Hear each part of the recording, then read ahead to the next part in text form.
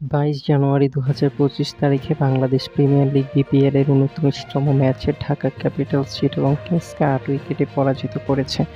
Chittagong Kings প্রথমে bat করে নির্ধারিত ২০ ওভারে ৬ উইকেটে ১৪৮ রান সংগ্রহ করে। তাদের পক্ষে সর্বোচ্চ রান করেন নাঈম ইসলাম। তিনি ৪০ বল খেলে ৪৪ রান করেন। এছাড়া জুবায়েদ আকবর ২৩ রান, শামীম হোসেন ১৫ রান এবং হায়দার আলী ১৬ রান করেন।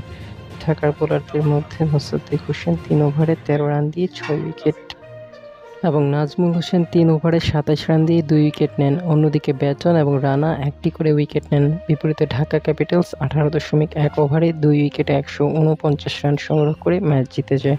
ঢাকার পক্ষে সর্বোচ্চ রান করেন তানজিদ হাসান, যিনি ৫৪ বল খেলে ৯০ রানে অপরাজিত থাকেন। লিটন দাস ২৫ রান এবং মুনীম শাহরিয়ার ১২ রান করেন। চিটাগং কিংসের বোলারদের মধ্যে হোসেন তালা ৩ ওভারে ২৩ রান দিয়ে ১ উইকেট নেন। ম্যাচের সেরা খেলোয়াড় হন তানজিদ হাসান।